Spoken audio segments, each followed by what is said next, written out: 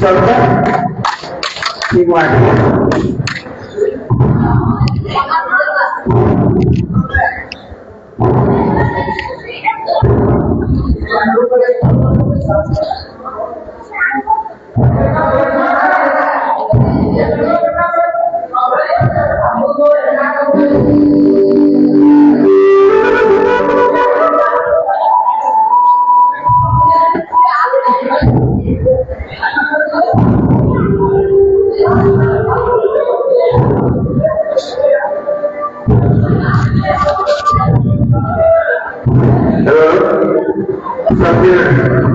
ನೀವು ನಿಧಾನ ತಿರುಗಿಸಿ ನಿಧಾನ ಮಾಡಿ. ನಿಧಾನವಾಗಿ ಮಾಡಿ.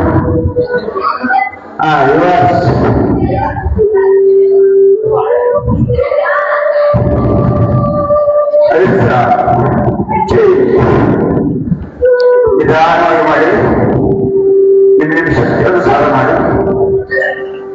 ಮಾತಾಡ್ತಾರೆ ಯೋಗದೊಳಗ ಮೌನವಾಗಿರಬೇಕು. ಎಷ್ಟು ಮೌನವಾಗಿರ್ತೀರಿ ಅಷ್ಟು ಒಳ್ಳೆಯ.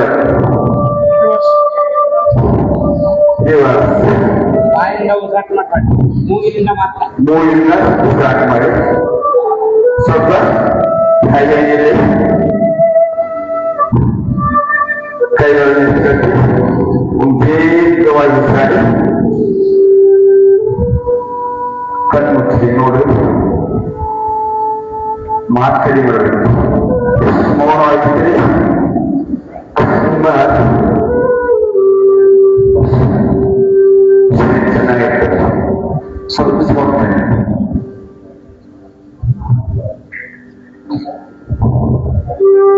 ಈಗ ಒಂದು ಪಾರ್ಶ್ವ ಕೋಣಾಸನ ಅಂತ ಇರ್ತದೆ. ಪಾರ್ಶ್ವ ಕೋಣಾಸನ ಮಾಡೋದ್ರಿಂದ ಏನೇನ್ ಲಾಭವಲ್ಲ ಅಂದ್ರೆ, ಈಗ ವಿದ್ಯಾರ್ಥಿ ಹೇಳ್ತಾರ ಚೆಸ್ಟ್ ಅಗಲಾಕತ್ತೆ. ಒಂದು ನಡ ನೋವು ಕಡಿಮೆ ಆಕತ್ತೆ. ಈ ನಡ ನಾವು ನೋವು ಸತ್ತದ ನಾವು ಬಹಳ ಮಂದಿ ನಡ ನೋವು ಸತ್ರೆ ಅಂತ ಹೇಳ್ತಿರ್ತಾರೆ. ಅದ್ರ ನೋವು ಕಡಿಮೆ ಆಕತ್ತೆ. ಮೊಣಕಾಲ ಕೀಳುಗಳ ನೋವು ಕಡಿಮೆ ಆಗ್ತಾವ. ಎದೆ ಅಗಲಾಕತ್ತೆ. ಮತ್ತು ಮೆಮರಿ ಪವರ್ ಜಾಸ್ತಿ ಆಗತ್ತೆ. ಕೀಲು ನೋವುಗಳು ಕಡಿಮೆ ಆಗ್ತಾವ. ಮತ್ತ ಶಕ್ತಿ ಕಡಿಮೆ ಆಗತ್ತೆ. ಹೇಗ್ ಮಾಡುವಂದ್ರ ಇಲ್ಲಿ ನೋಡಿಲ್ಲ, ಯಾರು ಮಾಡಿದ್ರೆ ಮೊದಲು ನೋಡಿಲ್ಲ. ಇದಕ್ಕೆ ಪಾರ್ಶ್ವ ಕೋಣಾಸನ ಅಂತಾರೆ. ಇನ್ನೊಂದು ಅದರೊಳಗ ವೀರಭದ್ರಾಸನ ಅಂತ ಅಂತಾರೆ.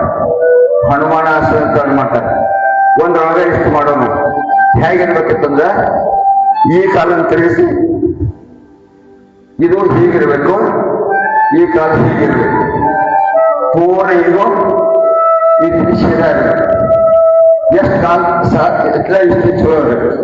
ಈ ಕೈಯಲ್ಲಿ ಏನ್ ಮಾಡ್ಬೇಕು, ಈ ತಗೊಳ್ಬೇಕು. ನೋಡ್ಕೊಡಿ ಎಲ್ಲ.